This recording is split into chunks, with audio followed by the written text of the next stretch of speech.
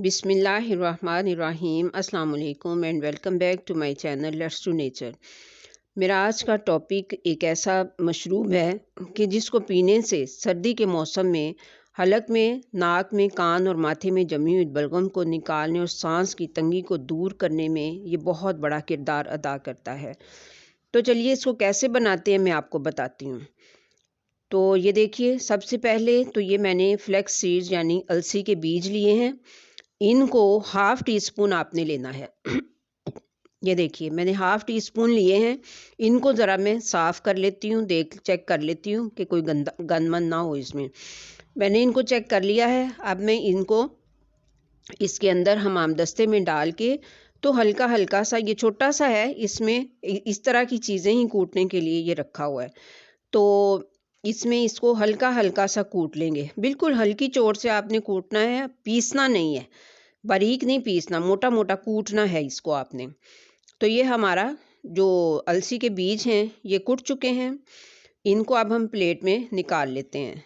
ये मैं आपको निकाल के दिखाती हूँ। ये कुट गए, ये देखिए ये सारे मैंने इसमें निकाल लिए हैं।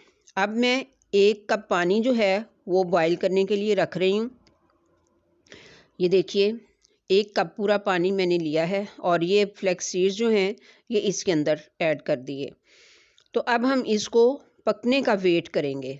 पानी पकने पड़ जाए और जब खूब बॉयल होने लग जाए तो तब हमने इसको देखना है। अभी ये पूरी तरह से पकने नहीं लगा, इसको हम ज़रा चम्मच के साथ हिला देते हैं। तो इसका वेट हमने करना है खूब पकने तक। अब ये पानी जब खूब पकने लग गया है तो हमने आधा मिनट इसको पकाना है। आधे मिनट के बाद हमने इसको एक कप में निकाल लेना है। अब ये आप देखिए आधा मिनट जो है ये हो चुका है।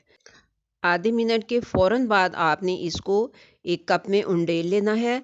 आपने इसका वेट नहीं करना, वरना ये लेस छोड़ देगा और फिर ये जो है वो सही नहीं बनेगा।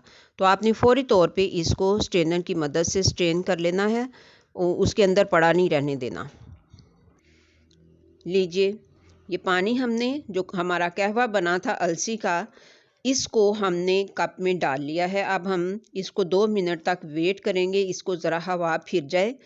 तो फिर हमने इसमें शहद डालना है। अपने टेस्ट के मुताबिक हाफ़ टी स्पून डाल लें, 1 टीस्पून डाल लें, 1 टेबल स्पून डाल लें, जितना भी आपका टेस्ट है आप उतना इसमें शहद ऐड कर सकते हैं। तो खूब अच्छे से इसको मिक्स कर लें। याद रखिए कि शहद को पहले कप में नहीं डालना। शहद को हमेशा कहवा डाल के कप में और उसको थोड़ी सी हवा फिरा के तो फिर उसके बाद आपने शहद को ऐड करना है। तो उम्मीद करती हूँ कि आपको ये रेसिपी जो है कहवे की ये अच्छी लगी होगी और आप ज़रूर इससे फ़ायदा उठाएंगे। सर्दियाँ सारी आप इसको पीते रहें तो आप बहुत सी बीमारियों से बचे रहेंगे इंशाअल्लाह। तो मिलते हैं फिर नेक्स्ट किसी और अच्छी वीडियो के साथ इंशाअल्लाह।